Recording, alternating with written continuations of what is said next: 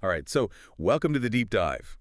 We're all about taking some seriously fascinating source material and really distilling it down, extracting those golden nuggets of wisdom that you need to become truly well-informed and, do it without spending years reading. Absolutely. And you, our dear listener, the learner, you're someone who craves that knowledge that really sticks, that stays with you. You want different perspectives, different angles on the same idea, and those aha moments, ones that light up your understanding like fireworks, all without feeling overwhelmed, right? Precisely. It's about depth over breadth.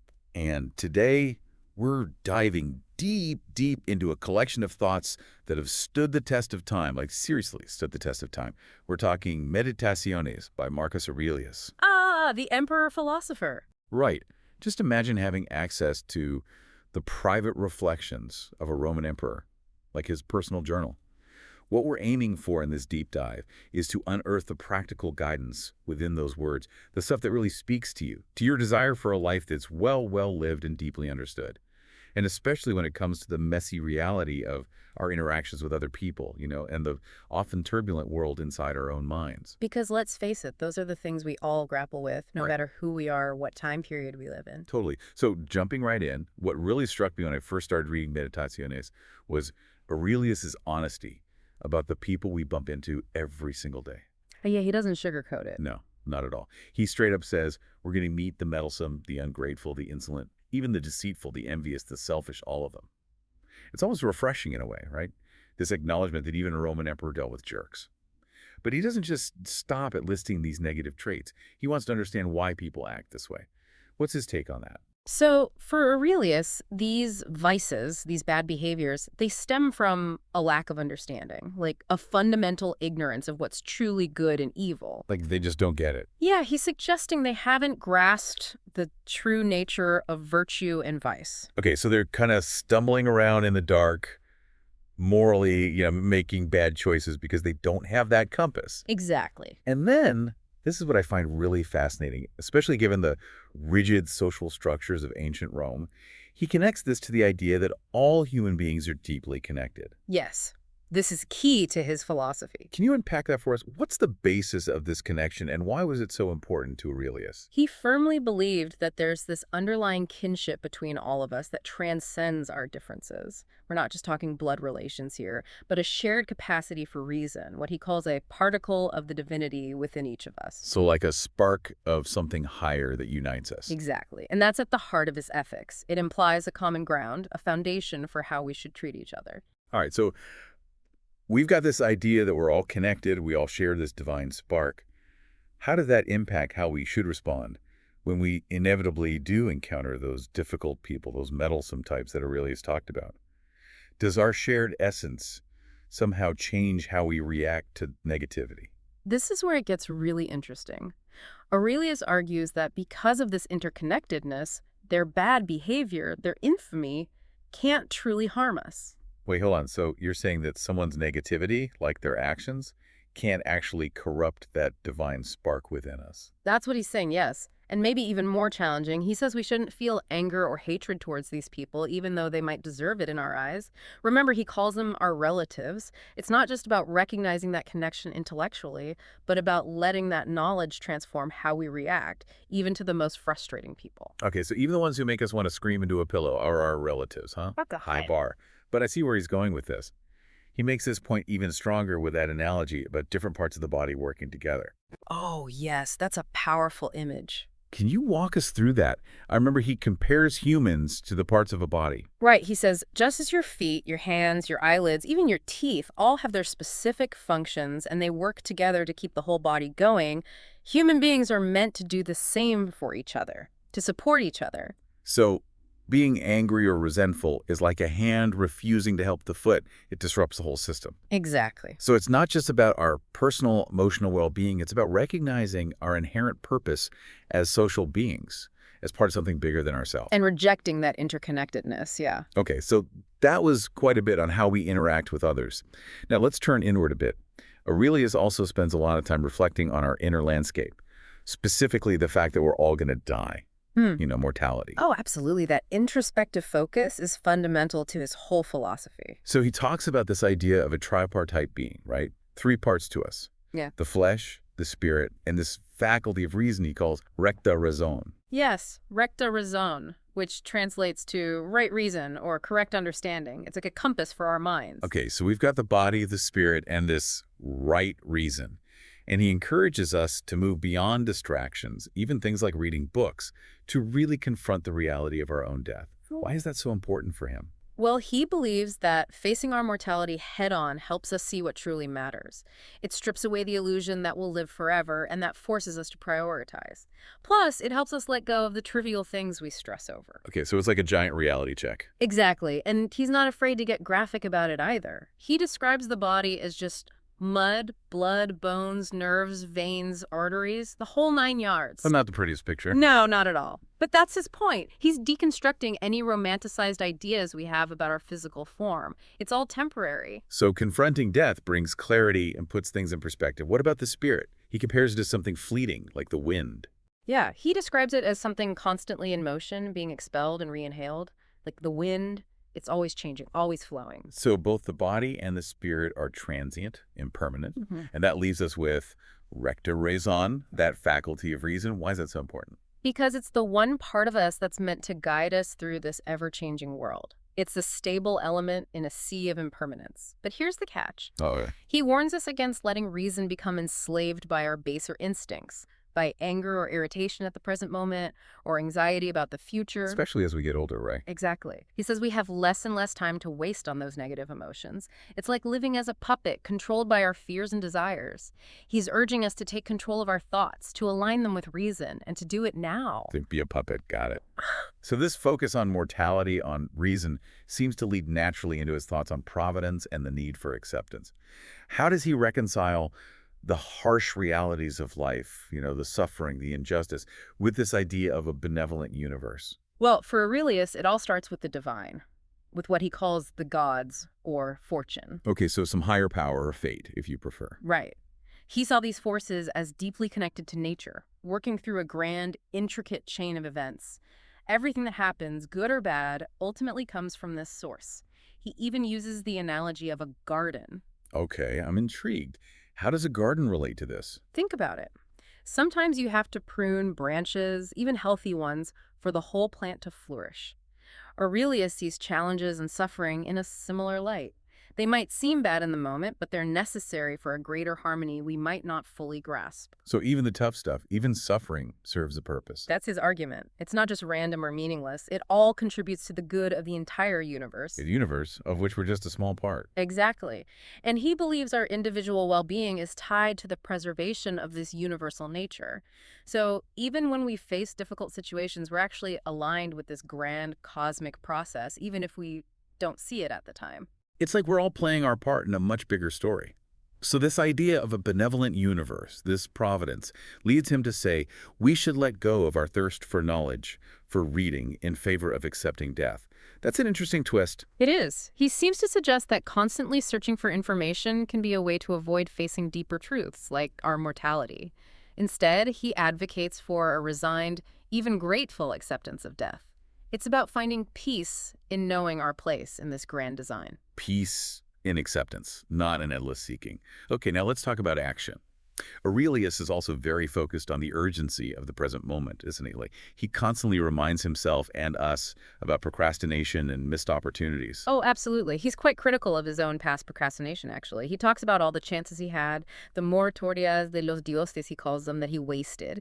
He's urging us to wake up and realize how precious our time is, how limited. Because if we don't seize the moment, it's gone, and we're gone with it. No second chances. Exactly. He wants us to focus intently on whatever is right in front of us, to approach everything with this gravitas, this sincerity, love, freedom, and justice. Like a true Roman, a true human being. Okay, so be present, be sincere, be just. Sounds good in theory, but how do we actually put that into practice? He gives us some concrete advice. He says we need to act without hesitation, without rebelling against reason. We need to be free from falsehood, selfishness, resentment towards whatever life throws at us.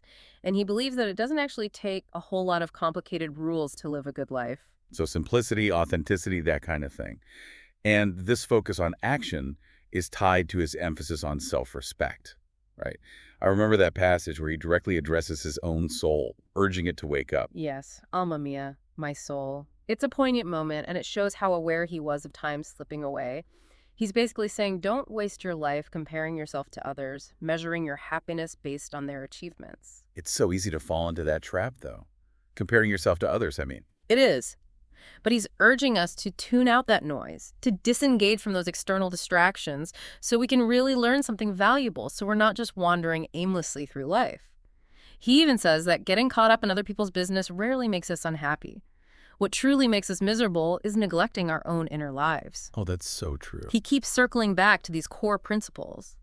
Understanding the nature of the universe, our own nature, how those two relate, our role in it all, and the freedom we have to act in accordance with nature. It's about getting to know ourselves and our place in the world. And then he goes on to discuss this interesting comparison between giving in to passion and being guided by reason.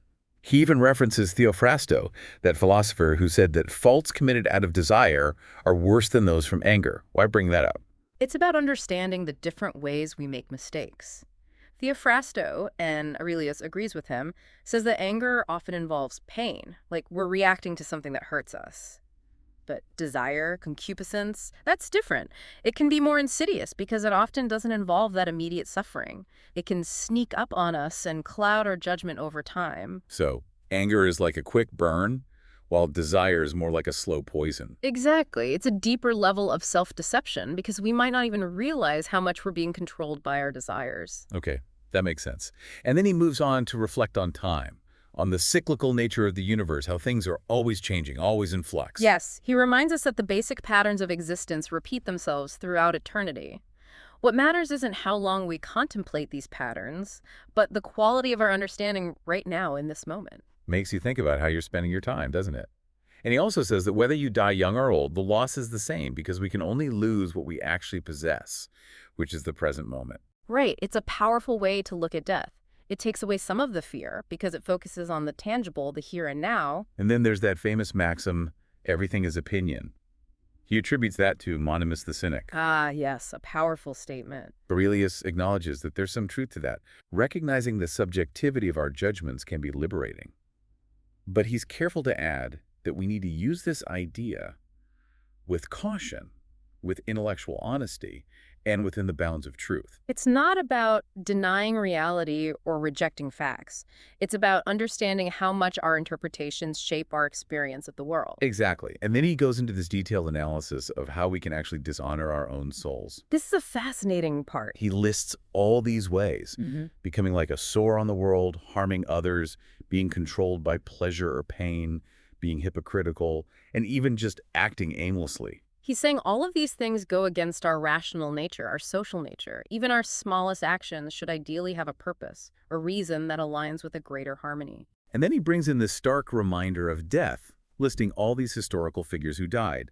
Hippocrates, Alexander, Caesar, Socrates, even the Chaldeans, those ancient astrologers. It's a humbling reality check.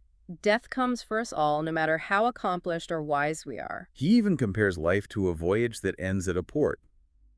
Disembark, he says. And he's very pragmatic about what might come after. Either a new existence or complete insensibility, a freedom from both pain and pleasure, from the constraints of the body. He doesn't dwell on it too much. Right, his focus is on living well now, not on speculating about the afterlife. And that leads him to caution against wasting time investigating the lives of others unless it benefits the community. He says it distracts us from our own duties, fills our minds with unnecessary worries and speculation. And he offers that great self-assessment tool. He says we should only think things we'd be comfortable sharing publicly if someone suddenly asked, "What are you thinking?" That's a high standard. It encourages us to have thoughts that are simple, kind, socially beneficial, free from all that negativity we tend to dwell on. Okay, shifting gears again. Aurelius also talks about accepting our role in the universe, recognizing that we each have a destiny to fulfill. He's encouraging us to embrace our responsibilities, to believe in the goodness of these universal arrangements, and to see how our individual fates are intertwined with the well-being of the whole. Yeah, and he talks about our natural concern for others, but he adds this caveat. He says we should seek approval from those who live in accordance with nature and reason, not just the masses. It's about being discerning about whose opinions we value. He advises us to pay attention to how people behave privately, what they do with their time, who they associate with. That tells us more about their true character than their public persona. So look beyond the surface. And then he gives us those principles for action. Avoid reluctance, respect the common good, examine your motives, don't resist unnecessarily. It's about acting with intention and integrity, with a clear purpose. He also advises us to keep our thoughts simple, speak less, and focus on the essential. Less is more. And he describes this ideal inner God, our reason, as our guide. This God leads us to be serious, respectable, dedicated to our communities, capable of constant improvement, ready to face death, and obedient to virtue without needing external pressure. It's a pretty inspiring picture. And he emphasizes the importance of being pleasant, self-reliant, finding tranquility within, not seeking it from others. It's about building that inner strength and stability. And then, of course, there's his reflection on the highest good. He asks himself, what could possibly be better than justice, sincerity, prudence, courage, and a reason that's aligned with itself and with fate? It's a good question. And if he can't find something better, he concludes that we should prioritize our inner spirit, our reason. The part of us that governs our instincts, watches our thoughts, rejects fleeting pleasures, is humble before the divine, and considers the well-being of others. He's saying don't be swayed by things like fame, power, wealth, pleasure. Those things can become tyrants. Choose what's truly best and stick to it. It's about aligning yourself with those deeper values. And true utility, for Aurelius, is about what benefits our reason. If something just appeals to our appetites, we need to acknowledge that and not let it control us. And he says, never consider something useful if it requires you to break your word or compromise your integrity. That's a clear line in the sand. Right. And he paints this picture of someone who focuses on their intellect and spirit. They're not easily swayed by emotions, they're not afraid of others, and they don't cling to life or fear death. Their goal is to keep their mind clear and aligned with reason and their social nature. He calls it a perfected intellect. It's free from anything harmful or impure. So clear, pure, honest, authentic. And a key part of achieving that is respecting our faculty of opinion. Aurelius recognizes that this is what helps us filter out bad ideas, avoid rash judgments, build good relationships, and stay in harmony with the divine order. It's like our internal guard dog, protecting us from harmful thoughts. Exactly. And finally, he brings us back to the present moment. He says we should let go of unnecessary worries and focus on a few key principles, always remembering how brief and fleeting life is, how insignificant even posthumous fame is in the grand scheme of things. He reminds us that we truly live only in the present moment, that everything else is just memory or anticipation. And that even our legacy is ultimately dependent on the memories of other fallible, imperfect humans. It's a humbling reminder to focus on what truly matters here and now. So for you, our listener, the learner, a big takeaway from Meditaciones is the importance of self-reflection, understanding our connection to others and the universe, and acting with virtue in the present moment. It's amazing how relevant Aurelius's thoughts are, even though they were written almost 2,000 years ago. His focus on self-awareness, ethics, and acceptance is a timeless guide for navigating life's challenges. So here's a final thought for you to consider. Aurelius talks about the power of our thoughts, the importance of the present moment. How might consciously shifting your internal dialogue, that constant chatter in your head, impact your well-being, your sense of purpose? Something to think about. Thanks for joining us on this deep dive. It's been a pleasure.